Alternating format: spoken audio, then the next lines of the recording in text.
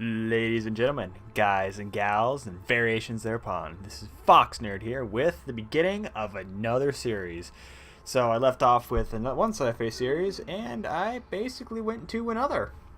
This game is, as you can tell, Kerbal Space Program. And it was developed by a company called Squad a couple of years back, and it's actually been an alpha since then, an alpha release since then. But there's so much to this game that, it's a full game at this point, and they just keep adding more and more stuff, and there's a huge mod base for this. In fact, what you're going to see here is kind of a conglomeration of all the footage I was able to get, because the first time I played I had one mod, and the second time I played I had more than one mod, and then the last time it's just got some combination. This is actually a post commentary, so you're not actually seeing this real time. Sorry about that, but this game has a lot of waiting in it. But to be honest, this game is a space simulator. So it does its best to kind of simulate orbital mechanics as accurately as it can. And so we're going to start one file called Why Not Spaceplanes? Why Not Spaceplanes? Because so my idea here is that it's not going to be a true tutorial, because that's kind of boring and you can see much better people do it. But I'm going to try and do a space program based solely around spaceplanes, and I'll kind of go into that in just a minute or two once the game gets started. I was trying to narrate over this clip, but I'm just kind of letting it run just to be, so I can do my exposition here. So we'll jump kind of right into it here, and tons of loading time. But yeah, so this kind of is going to be a mix together of like 4 or 5 weeks of playing. Like, you can see the little test debris I had over there. But yeah, so you start at this space center, and you've got like the research and development at the bottom. You've got the assembly building kind of in the mid-right, kind of big square building. You got the runway and the spaceplane hangar right under it, and the spaceplane hangar is what you're going to be seeing a lot of during this playthrough. So I can't remember what I did. I should have been watching a little closer. I'm just doinking around doing because I was actually recording real time, and then I realized as I was doing that later that that wasn't going to work very well, because it's just like I spent hours and hours. But here's my plan for this series, at least. That's Kerbal, that's where we are, and you can, fly around wherever you want. This is trying to do like actual physics, so you have to get into orbits. Velocities matter, altitudes matter, atmospheres matter, thrust matters, fuel matters, all that stuff. But yeah, so you get you can go to Minmus, you can go to the moon. Minmus is that one sitting around the larger side. The moon's the one that's closer. But you can zoom further out, and you got a whole solar system to play with. And the one you're going to want to pay attention to is that little purple ring, Eve, right there. My plan for this, just as an initial goal, is I want to get a space plane all the way to Eve and fly to Eve, and it has to be manned. And so this planet is where we're going to end up at. And if I manage to do this in like some sort of appreciable time, I'm going to actually probably end up adding, I really want to add more infrastructure and just keep going with like a crazy, see like what can I do if I just sit here and play it more and more and more and more. It might be kind of interesting for everybody to see. So yeah, it's kind of a pretty planet. It's supposed to be the Kerbal Space Program analog of Venus. And so if I end up doing that one, I'll also end up going to Jewel, which is the resident gas giant, and it's got a couple of actually interesting moons around it, one of which has oxygen, which is actually lends itself to being using jet engines. So that's my like kind of stretch goal of where I want to go after I get to Eve. I think it's Lathe. Yep, there's Lathe, and it's a nice, pretty planet. Well, actually not planet, it's a moon, but so there's tons of stuff I want to do, but I actually haven't gotten anywhere even single player mode. So there's 3 modes you can play. There's Sandbox, Science, and Career mode. And this is actually in Sandbox because I can't. Just space planes are so hard to do that it would take so long to try and do a Sandbox mode. So here I am back, and I'm trying to find my debris from one of my failed tests. I failed a lot, and so that's left over from when because I recorded a little bit and then realized it wasn't recording, and I was like, oh well, that's okay, I now know how to make space planes. Yeah, you'll see how that goes. And so I recovered debris, and then I'm going to kind of show you guys how the mechanics work for building stuff, because you have to build all your stuff and then try to pilot it into orbit. So you'll see kind of how that works. As under the cartoony exterior, this game is like a crackdown, awesome physics simulator. It's crazy. So you get thrown into this little building, and you have to start with like a pod of some sort. So I think I start with I don't know what I start with. I can't remember what I was doing. I was just blabbering on, just picking whatever random stuff happens. So, but yeah, you get pods, you get propulsion, you get engines. And let's see, what do I choose? Come on, me. I'm better than this. I can go faster. Stop talking and actually get to the stuff. So, the first 10 minutes is going to be kind of boring. I might link to the actual, piloting, but... So yeah, you choose a base, and you basically just build up from there. You use propulsion. There's control, which actually, the control is kind of interesting. So, the propulsion... Like, I'm so discombobulated. I got plenty of time. I need to stop talking so fast.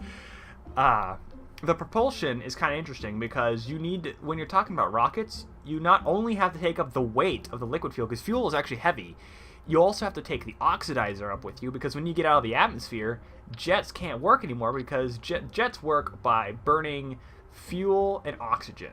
And when you get up out of the atmosphere, there's no oxygen for the jet to burn anymore. So you have to kind of improvise and think of what else you can use. So it's a mixture of oxidizer and fuel, which in real rockets is hydrogen and oxygen's obviously the oxidizer. But yeah, there's all sorts of utilities. There's cargo bays, which I was going to use extensively. This is before I really stuck any mods. The only mod I had running on here was a kethane mod, which gives you this resource called kethane, lets you refine it into fuel, which is going to be important for the space program later. And so my whole goal for this is to land a miner on the moon Minmus, which has like less gravity than even our moon, and try to make up a resource base there where I can just fly stuff there, refuel it, and take off from there, since it's got a really low gravity and it's really easy to do that. But yeah, so Fate planes need wings and fuel, because I have a monopropellant tank on there, which is basically just compressed gas, some sort of inert compressed gas, and you fire that gas out of little nozzles, and that lets you spin around in space, because in space you don't have, your control surfaces just don't work because there's no air for them to work on, drag and all that nonsense. So I'm just slapping out a bunch of fuel here.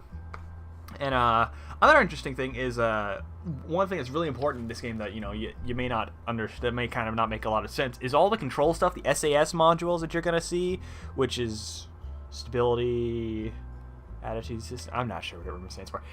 It's basically a ring, and it's got gyroscopes in it.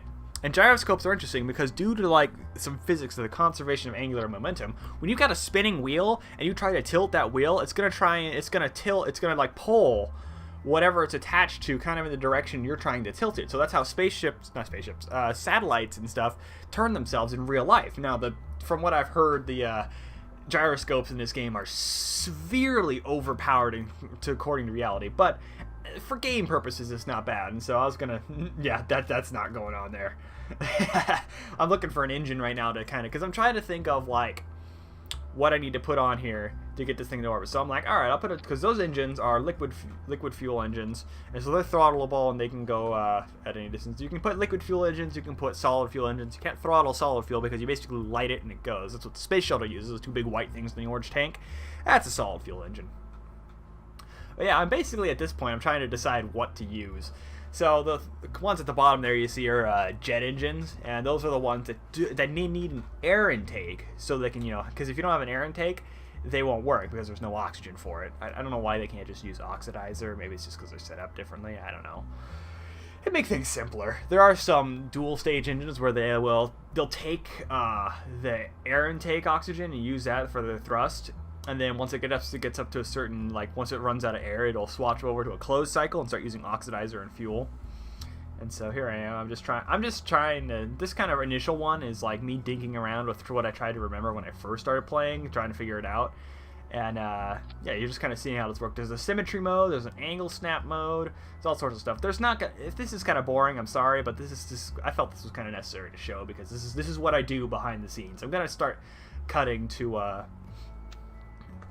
All the action, at least, for whatever, because you don't want to see this. If you want to see the building and stuff, maybe I'll kind of keep an eye out and like make sure I do that later, because this isn't actually, because this is like 3 game sessions I told you about, and each session I added more mods. So this one's got kethane running, and a little bit after a couple of failures I add in a Kerbal attachment system, which is a utility one where it lets the Kerbals actually do stuff with EVA, because the Kerbals are these little green guys you see running around. They're super cute and stuff like that.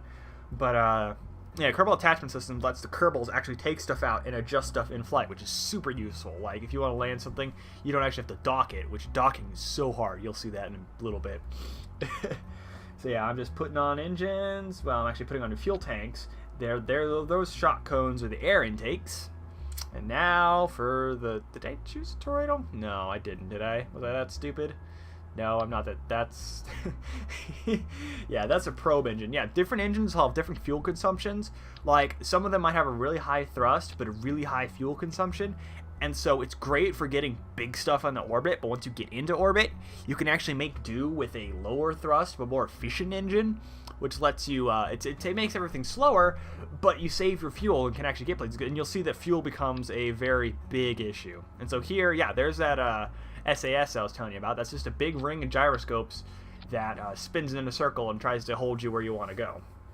And I don't know why I didn't put it. Oh, there I go. There's the RCS nozzles, and those basically fire out little jets of air that can let me control in space, or well, orbit. And yep. So there's some stuff I picked up after using some of the other. Oh yeah, the other mod I installed, which I'll tell you about when it kind of makes its face shown, is the B9 Aerospace Pack, and I had to stop and like relearn everything after doing that. Like, I was going to come out with this a lot simpler. This has been like the episode from hell, but the B9 Aerospace Pack, there's so much stuff it puts in. It puts in like the support for big stuff, like big aircraft, big cargo spaces, and that's really what I need for this, because I need to get like serious concern, because my limitation for this is, since I have a whole sandbox to play with, I have all the parts. The science mode doesn't let you do parts unless you gather research data, so it's really fun but really slow. But my whole deal is I just want to get somewhere. I'm not actually trying to accomplish anything, but I want to like do it all with Spaceplanes, and so I gotta do it with sandbox mode. But I still don't actually know at the time of this recording how to get really massive stuff into orbit. I've gotten like mid-sized stuff and small stuff in the orbit, and you'll see here in a little bit I get really small stuff into orbit, but getting big stuff still eludes me because I don't know how to get the big things into the right speed. So that'll be kind of interesting in future episodes. But yeah, at this point, what you're seeing here is that blue circle is the center of lift, and the yellow circle is the center of mass. And what you kind of want to do is, from what I've read, you want to put the center of lift a little bit ahead of the center of mass, so you get a little bit of lift on the front. And so that's what I'm kind of doing. I'm playing around with a bunch of different wings to try and get this thing to trying to get the center of lift right where I want it. And I didn't know about this, like where I wanted it, so I just put it directly on the center, because if your center of lift is off, it's gonna pull. If you think of the center of mass, it's kind of like a fulcrum where everything rotates around. Like, if the center of lift is offset of that, it's gonna try and rotate around the fulcrum. And so if your center of lift is wrong, you're gonna start spinning, and you'll get very, very good examples of that. And it's kind of interesting as the game progresses, as the fuel drains out of the fuel tanks. You'll see you won't be able to see it in game, but you'll be able to see the center of mass actually shift back as the fuel drains. So this thing, weight is a big issue here, because getting stuff in the orbit is hard. So there's the typical gear. Spaceplanes also, they don't like me. I don't know what it is, but I can't hardly like build stuff symmetrically with them, so. But more gear, more landing gear. We can do this. Oh, and I don't remember if I put control surfaces on this, because if you don't put control surfaces on, there's nothing for the aircraft to use to bite into the air. And so you'll end up just flying down the runway and gliding nicely off the end without any sort of control. Do I remember? I can't remember myself. I don't know if I remember to do that. On the right side, I'm adjusting my, because you can change things to activate at certain points. Like, you hit spacebar and it starts the main engines, and you jet down the runway. And then when you get to a certain altitude, you hit it again and it starts your orbital engines, and so on and so forth. And that's really, really important for rockets. It's not so important for spaceplanes. These are going to be primarily SSTO, which means single stage to orbit, which basically is kind of how it sounds. It's staging on a rocket is where, you have the big rockets go up, you press a button, chunk falls off, smaller rocket goes up, same thing. Well, with single stage to orbit, it's basically self-descriptive. You just jet into orbit on what fuel you have and what weight you have. And so it's kind of difficult and kind of hard. What did I name this thing? I can't even see. It's dark on my video player right now. because I am doing this post commentary. And I was stupid and didn't cut out the loading times, so you get to stare at a nice black screen. So, this is kind of the thing, nav ball there, kind of at the middle there. That green circle that's kind of twerking out, that is my velocity vector. That tells me where I am moving, like what direction I am moving. So it doesn't matter where I'm pointing. What matters is where that little green circle tells me I'm going. And so I engage the engines. And the thing about jet engines, you got to kind of let them spin up before they, you hear it go and spin up before it gets going. So, yeah, I didn't put any control surfaces on this, so this ought to be fun. It's been weeks since I've actually looked at this, because I just edited the thing, and I left most of this as is. Go, go, go. And so your velocity, just for reference, around 340 meters per second is the speed of sound, so I'm hauling at a pretty good rate here down this runway. This is easily cruising speed for most jets, like most normal jets in our time. Let's see. And I think at this point I'm pulling up, I'm like, I'm not going anywhere. This is not good. Yay! No control surfaces. You see, just fly right off the end of the runway. And I'm like, come on, come on, come on. I'm like, cut the engines, survive, Kerbal, survive, survive, no, no, no, and into the water. So, my very first space plane, like, I was like, oh, I know how to make space planes. And so the first thing I did when I got back was crash them all into the water. Back to the drawing board for me. So, I go back, and this is my redesign. I have more wings and less control surfaces, because I still forgot to put anything on there. Maybe that's why these are all failing. I don't know if I actually ever remember to do that. I was like, what? What? Why didn't these... Oh, there they go. They just didn't start. I've got some struts. I've got really massive wings on there, and so this ought to work. So I ramp it up, and let's go. You can see a little SAS symbol on the top right of the...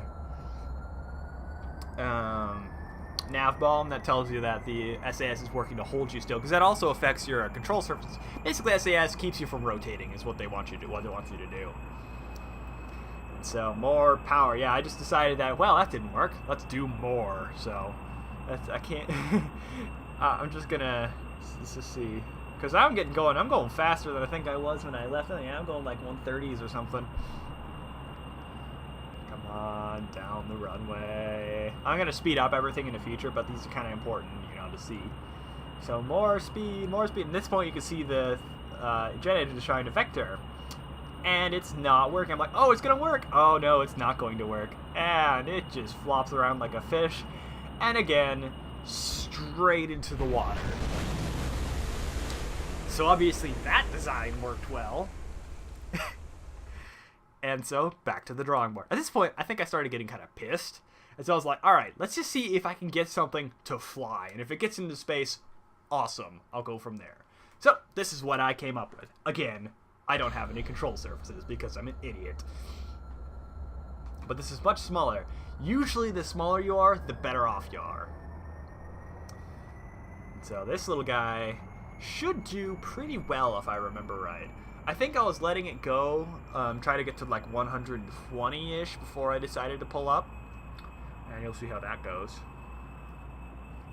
So this is a pretty simplistic design, just 3 fuel tanks and a couple engines. Those gold engines on the left and right, those are the orbital engines. They're really kind of low thrust, but pretty efficient. So I was hoping that this thing would go fast enough to be able to get into orbit, and then I could just swap to those engines and go places. So here I'm pulling up, and it's basically all... Oh, there's not even a gyroscope. And it goes wrong immediately. I'm like, no, wait, I can control... Oh, there is control surface, those little winglets at the front. But this is what happens when you don't have a very good center of lift, because I obviously hadn't thought of it, or it just wasn't stable. And so I'm trying... You can see the little winglets pulling down. That's me pushing down on the keys, trying to get the thing to go down. I'm like, all right, well, maybe I can rotate this and get it to point a different direction.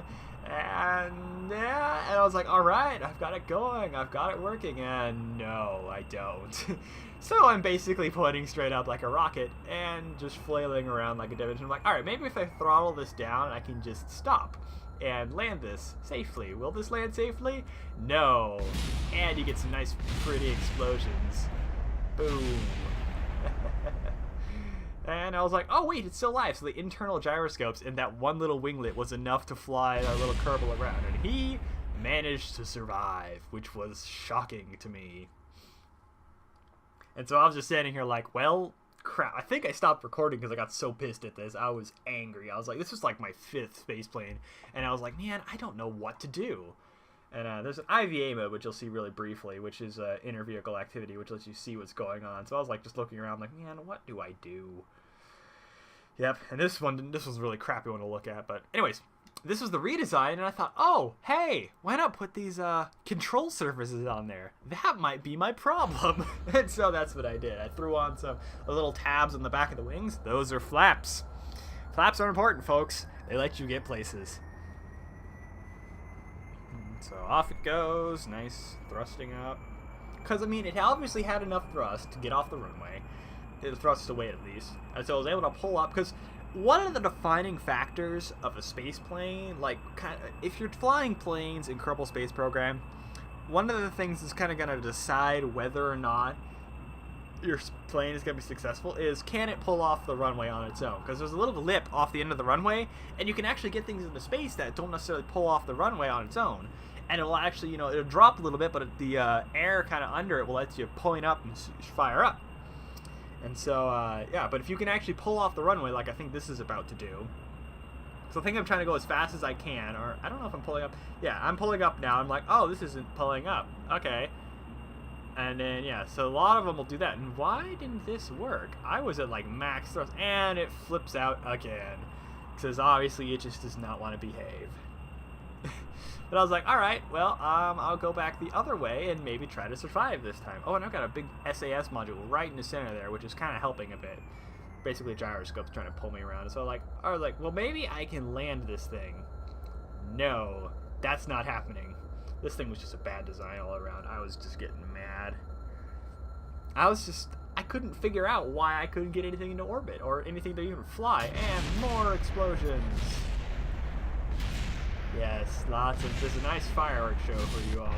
And he totally died. Oh, I killed him. I forgot I killed him. Alright, well, I lost track of the amount of Kerbals I killed. I was originally going to keep track of them all because it would be kind of funny, but it just got crazy. This is 4 weeks after that last clip. I spent so much time making these, and this one actually works. I think. This is a big, giant, massive conglomeration. Those turbojets on the sides give a lot of thrust. Those middle engines are dual-cycle engines, and those things let you... They'll swap over when they get to a certain height and let me get in orbit. This thing is carrying a very special payload. This is carrying the Keythane scanner. And I've accelerated time here, so I think to make it quicker, I'm pretty sure, unless this thing really just took off this fast, which I don't think it did, honestly. There's no way this took off this fast. Yeah, a lot of this is going to be played at 4 times regular speed, or whatever it is. That's what Scott Manley always says.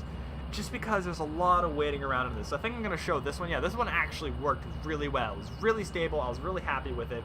And inside the little, you can kind of see the thing of it poking out behind the cockpit is the cargo bay, and it's got this real tiny little Keythane scanner in there, which will let me scan the Minmus and the Moon, the two, it's the Moon with an M-U-N, and that's got a, oh, that's the accelerator time. The Moon with an M-U-N, and it's got 2 dots over the U. It's kind of a clever, like, oh, it's the Moon. But, yeah, that's supposed to get, that's going to scan and tell me where I should land my miner when I finally get it up there. But yeah, this is basically what you do to get in orbit, at least how I figured it out. I haven't been able to find a good tutorial, but basically, you just accelerate and blast your way into orbit, because orbit isn't going straight up and then you're in orbit. You have to go up, and you have to go sideways fast enough that you don't hit the ground. This is kind of the orbital view, and you can see the projection. It tells you your apoapsis. You want to be at about 70 kilometers up when your apoapsis, which is the apoapsis is the height of your orbit, your maximum height.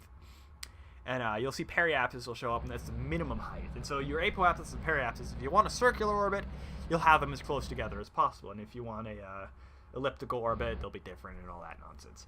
But you want them both like above 70 kilometers because that's nice and clear of the atmosphere. Because if you are too close to the atmosphere, it'll actually slow you down. You'll do what's called aerobraking, where the atmosphere is actually slowing you down and stopping and like every time you go around. And so that's actually a method to slow down from interplanetary travel and like getting into orbit and stuff. So yeah, you can hear the music going like crazy now. Because this is all sped up, and I'm just like, and you can play with maneuver nodes, which are those little like yellow lines or whatever, and they tell you kind of how much you need to burn. And at this point, I ran out of liquid fuel. I'm like, oh crap. Well, let's see if I can get this thing in orbit, because the Keithane probe or miner scanner or whatever, it's got ion engines on there, which that sounds cool, but ion engines actually really suck. And then I realized I didn't have any RCS on that, so I had to rotate the space plane out of the way, swap to the Keithane miner, Keithane probe, I keep calling it the miner, extend the solar panels, and then activate the engine before the thing rotated around and hit my poor little probe. Oh, good times. And so I started, yeah, you engage. You notice that was full thrust on the ion engine. Ion engines work by taking an inert gas, stripping them of their electrons, and using those charged particles and firing them out the back. Sounds cool, but, you know, Newton's third law, every action has an equal and opposite reaction, you know, like Interstellar just told us. Those gases aren't particularly heavy, and they're not releasing a lot of energy. So ion engines, whilst very efficient, because they basically need electricity and compressed inert gases, they're not very good. But this is, I don't know if I showed that, did I? Oh, I think I might have, okay, so I had a bit of a continuity error, but my Keithane probe didn't make it into orbit. And you see this light show? This fire you're seeing from the sky. This is the Keithane probe that didn't make it. It's re-entering the atmosphere, and it's actually going so fast that it's slamming into the air and igniting it as it goes through. That's how fast it's going. So this is actually slowing down, and now I think it hits a certain point, and I speed it back up. And it's so dark, because most of my stuff happens on the night side, which really sucks. And nice big explosion.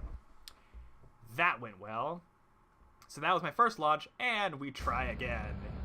Let's go! More speed. And yeah, this is obviously sped up. And into orbit! Amazing! You guys didn't have to see that. This is cutting out so many hours of time. So many. Oh my god. So, I'm spinning around, and I'm basically just, like, I was waiting for actually the daytime, so I could, because I was recording, I'm like, well, I gotta show you guys.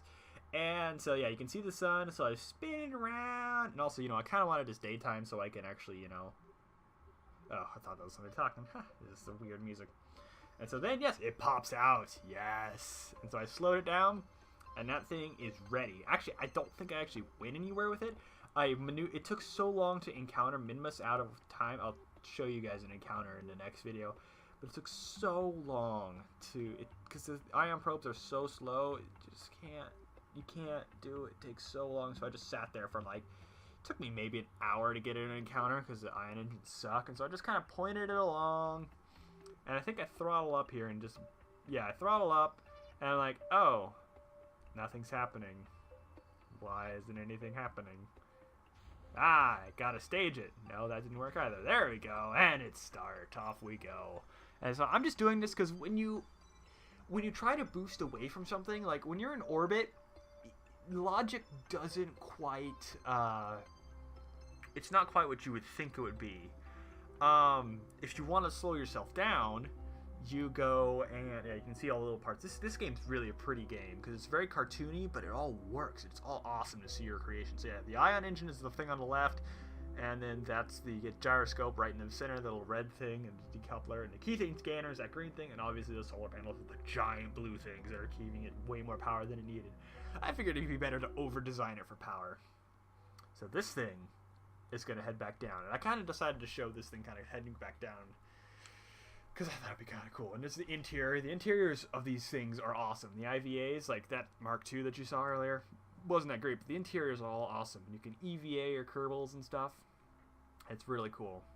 But, yeah, what I was talking about with orbits is when you want to get out of orbit, you'd think you'd burn straight down. But in fact, that's less fuel efficient than burning retrograde, which is facing away from the direction you're traveling, because of the way orbits work. So if you slow yourself down rather than burning straight down, it's actually more fuel efficient to get into the atmosphere that way than trying to go straight down. And I think I might, it's kind of hard to explain, but it's orbital mechanics, and you have to have a basic, yeah, this game is really fun, but you have to have like your concepts down if you want to get really good at it. Like, because there's like 3 ways you can play Kerbal Space Program. You can play the mathematical way, which is where you just sit there and calculate it all out. You can play the way I play, which is where you kind of have an idea of what's going on, but you know, you're not sure actually what you're doing most of the time. Oh, this is going to re-enter for arrow braking, and I think it does actually fairly well for what it does. So, but I wanted to show this because this one's actually really pretty because I come in on the day side so you can see everything.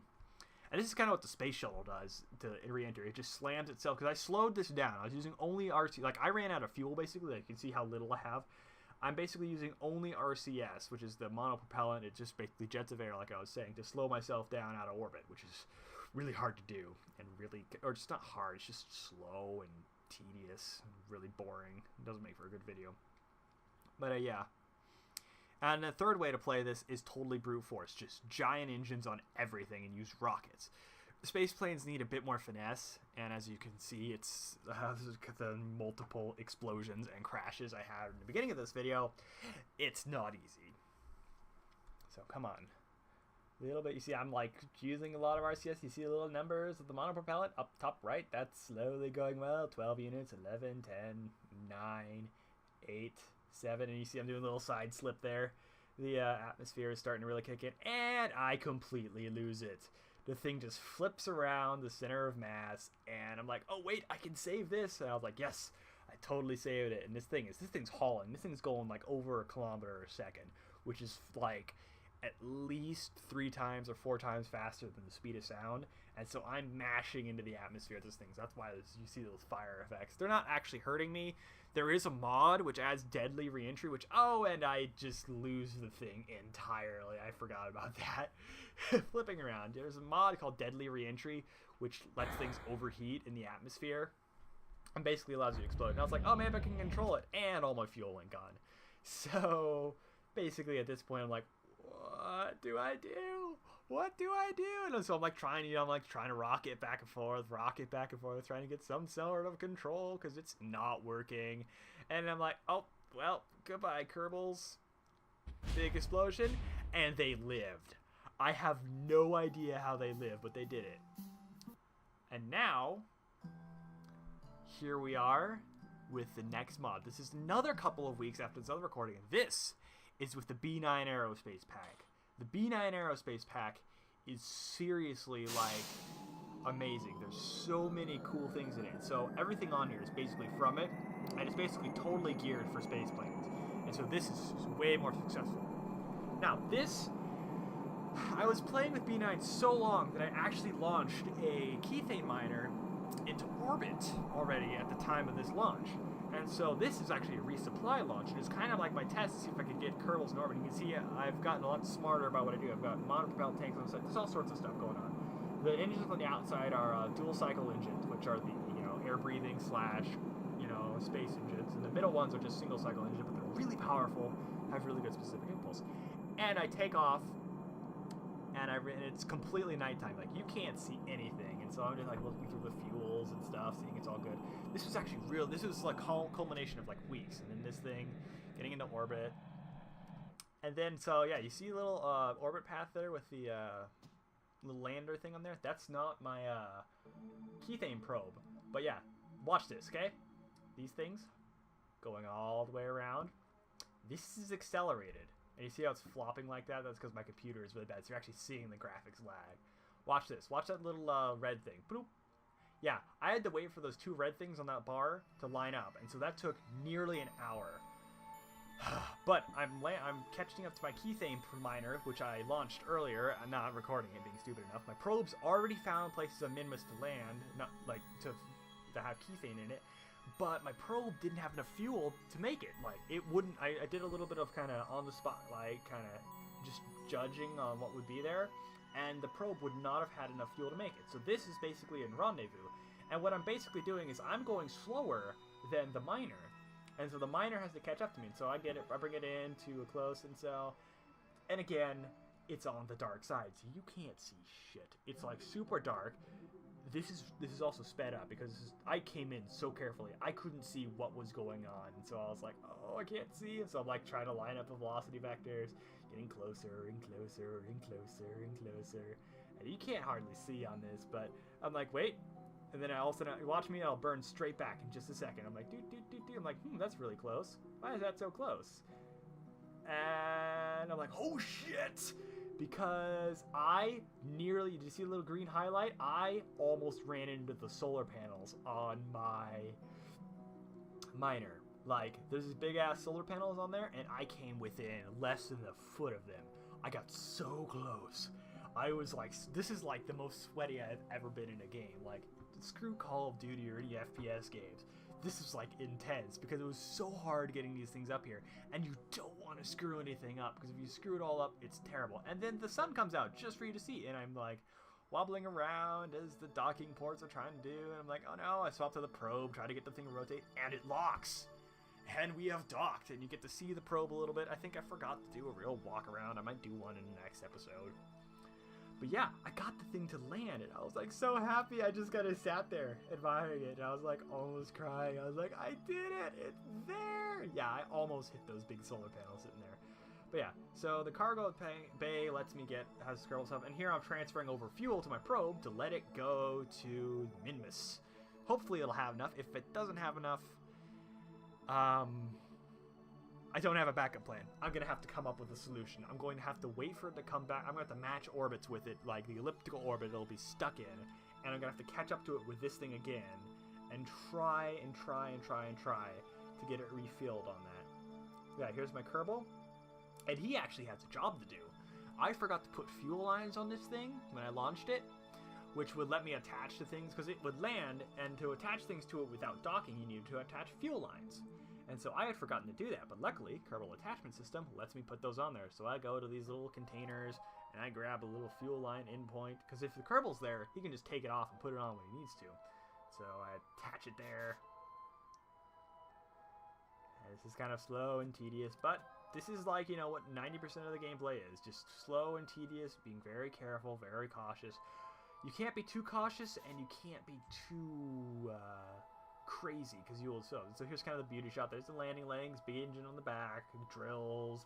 I'm like super proud of the Pro because I fit it into this tiny space and got it up here. And that was an adventure all in itself. I wish I recorded. But yeah, this is where I have left it, and this is where I will pick up in the next episode, I believe. Oh, this has been Kerbal Space Program, and I'm going to be continuing on. This has been an adventure, but until then, this has been FoxNerd. Everybody stay safe.